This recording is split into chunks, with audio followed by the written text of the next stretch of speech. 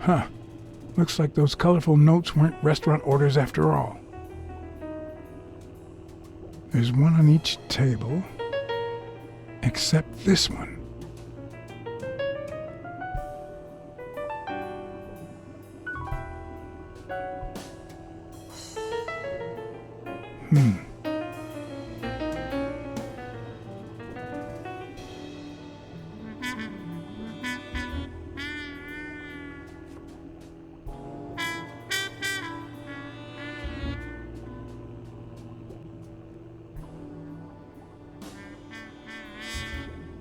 The odds are incredibly in Stone's favor. I guess that he's the reigning champion, and Bobby Yale is just a contender, but maybe word got out about his condition.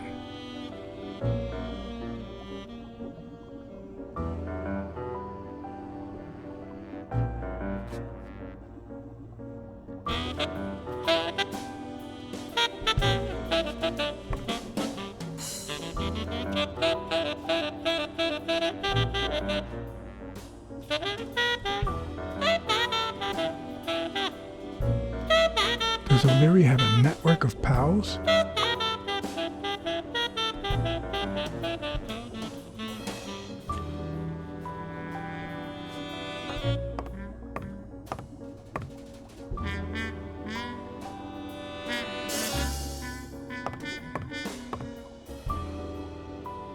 Wow, I didn't realize you could place so many bets on a single baseball game.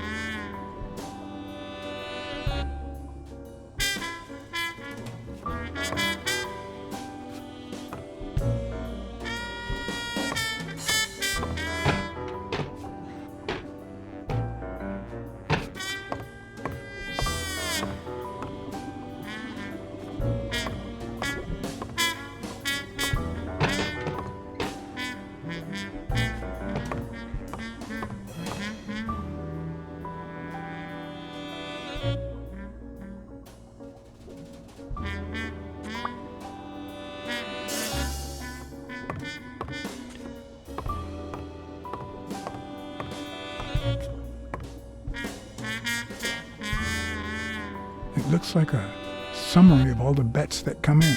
Day, amount, bet, wagerer. Wait a minute. Did O'Leary himself bet $5,000 on Yale? A little thingamajig that adds on its own. What'll they think of next? Sometimes I forget that criminals, even the office variety, have family and kids.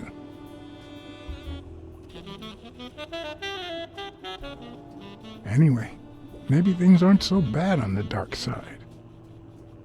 16 days until the fight.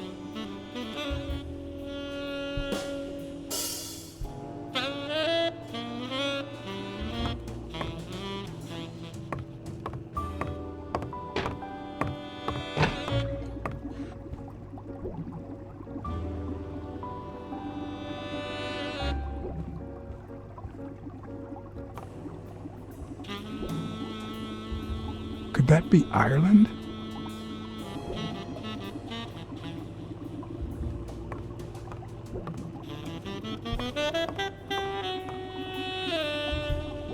I'd say that's Ireland too.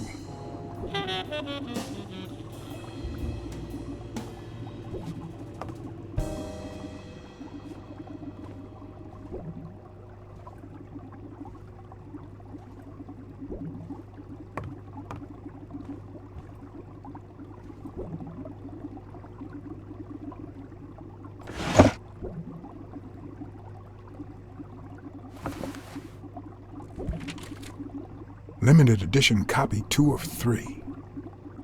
We listen, if you call it listening, to the sentimental romance. Your eyes act like the moon.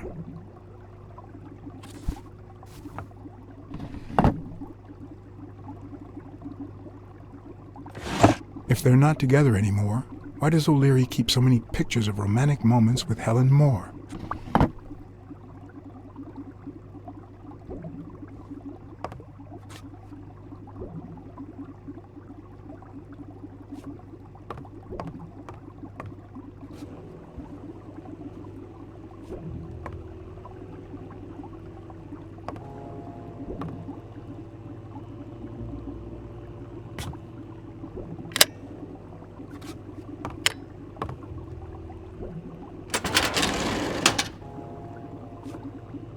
printing concealed file after file of celebrity reports with all sorts of shady information, ranging from S to Z.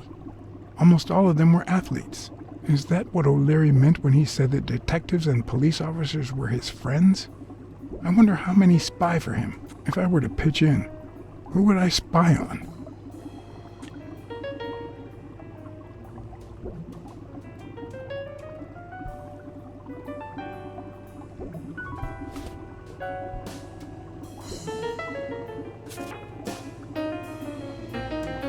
According to Stone's report, he was so clean, not to mention hard to corrupt, that O'Leary opted for a more subtle strategy. Apparently, when he broke up with the tennis player Helen Moore, he set her up with Stone. Lucky for him, they hit it off. As I put away the report, I stopped in my tracks.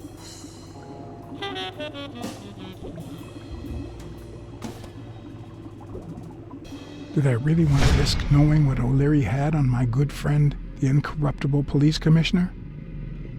To be honest, if Smirnov had anything to hide, I'd rather not know about it.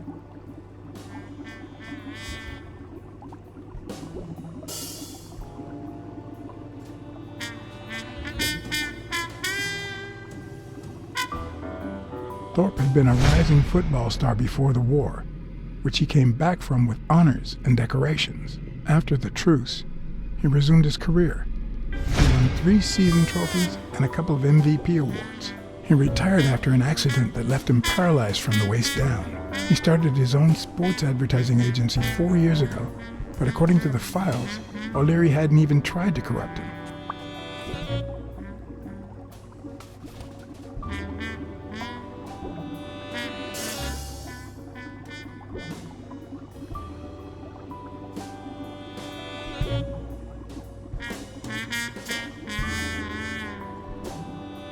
In Bobby Yale's folder, all I found was a log of his incredible stats as an aspiring champion.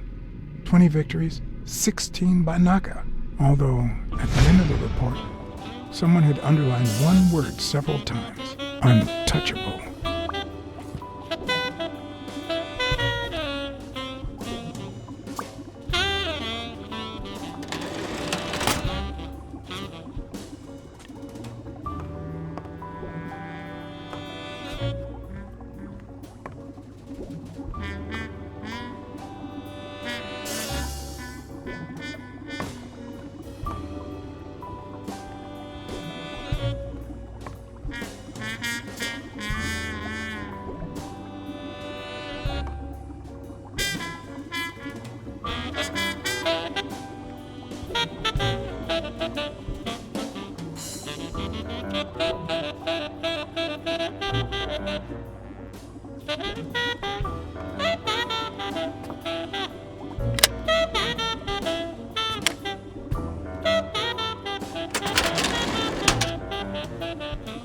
Luckily or not, files N through R included no one that I could somehow connect to the case.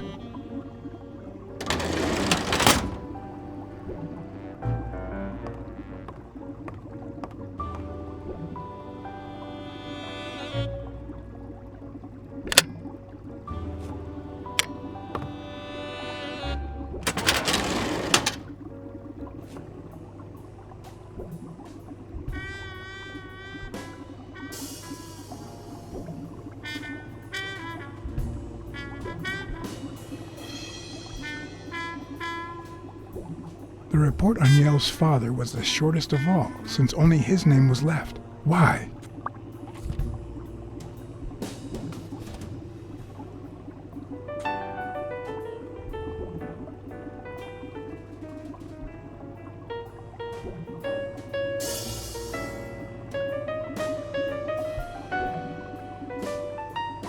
Cassidy's report was possibly the longest among all of O'Leary's files. Apparently, their rivalry went way back. So much so that they spied on each other in the most unthinkable ways. At least I was able to confirm what Yale had told me. Cassidy had threatened Dunn after he refused to join the managers' union.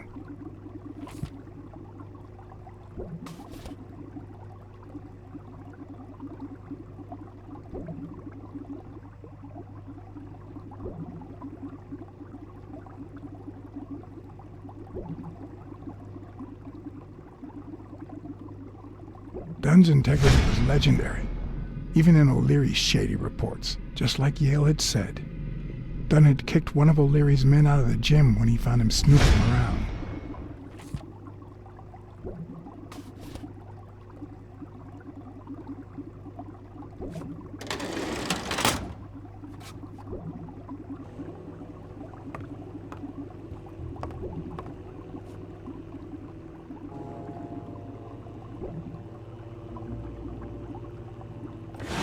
Even Dunn had a gun in his office. O'Leary couldn't possibly be the exception.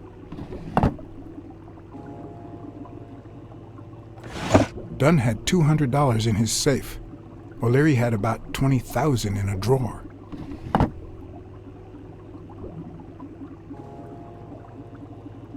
A Crossler? The good news is, I don't need lockpicks to open it. The bad news, I didn't bring explosives.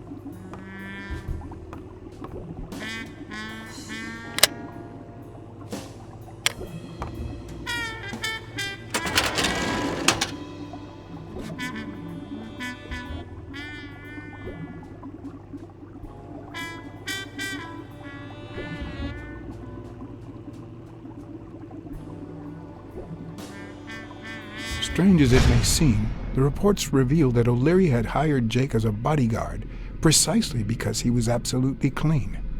Apparently, he liked to surround himself with honest people when he mingled with the high society.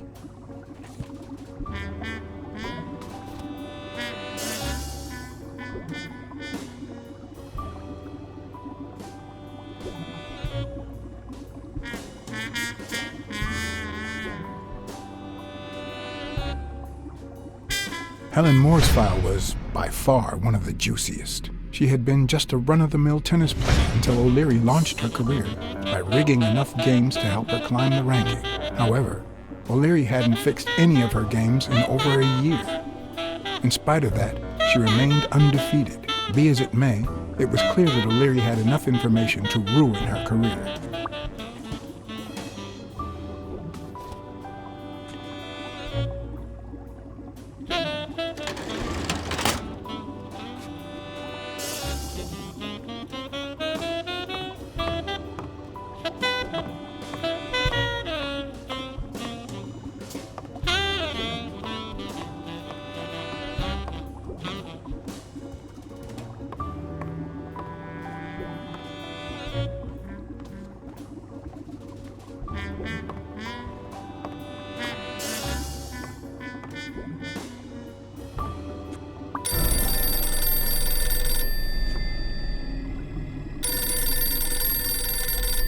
Jake.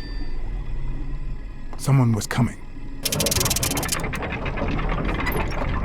Are we or are we not exemplary workers, Jake?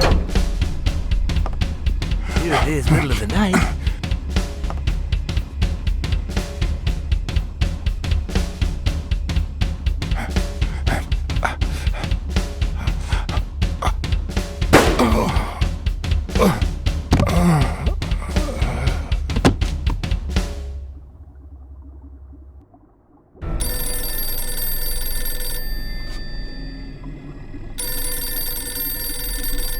Jake. Someone was coming. Are we or are we not exemplary workers, Jake? Here it is, middle of the night.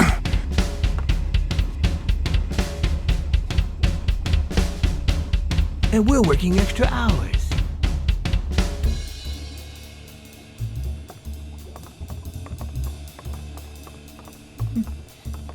Hey, Jimmy, what do you think about that?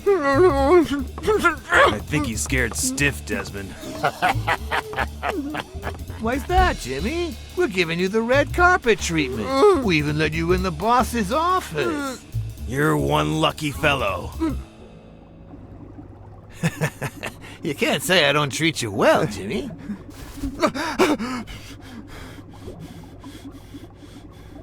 Yeah. Speak, you moron.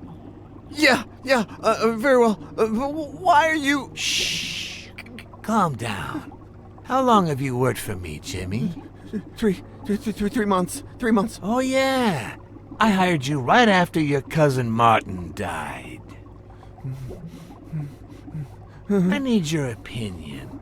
How would you punish someone for ruining an innocent man's life with a hit and run, Jimmy? I don't know. And tell me, what about you, Wilson? What would you do? No, please. I didn't do anything. I swear.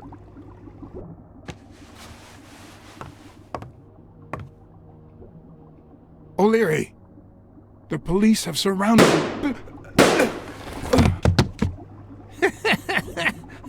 You don't need to worry about that.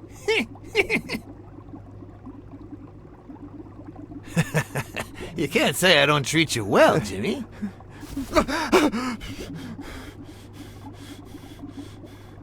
Yeah. Speak, you moron. Yeah, very well. Why are you... Shh. Calm down. How long have you worked for me, Jimmy? 3 months. 3 months. Oh, yeah. I hired you right after your cousin Martin died. I need your opinion. How would you punish someone for ruining an innocent man's life with a hit and run, Jimmy? I don't know. And tell me, what about you, Wilson? What would you do? No, please. I didn't do anything. I swear. He was a good guy. Of course, you already knew that. You knew him better than me, right? He was my cousin. That's why I hired you, Jimmy. You see, Martin was a dear friend. And his widow said you were a nice kid.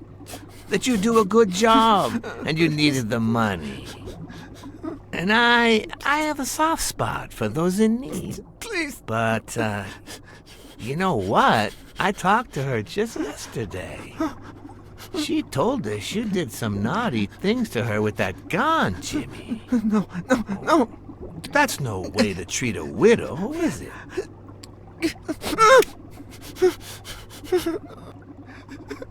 She's lying. Why would I do that?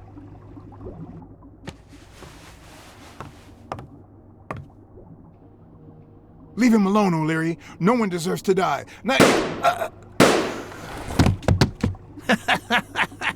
Looks like you do.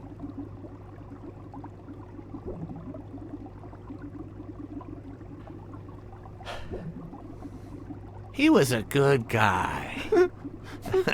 Of course, you already knew that. You knew him better than me, right? He was my cousin. That's why I hired you, Jimmy. You see, Martin was a dear friend. And his widow said you were a nice kid. That you do a good job and you needed the money. And I have a soft spot for those in need. Please. But, you know what? I talked to her just yesterday. She told us you did some naughty things to her with that gun, Jimmy. No. That's no way to treat a widow, is it?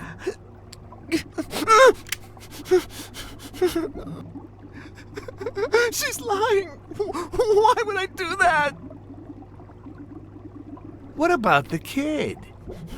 Are you so sure you know how long a kid can hold his breath? With his little head inside a toilet bowl? Son of a bitch. I didn't want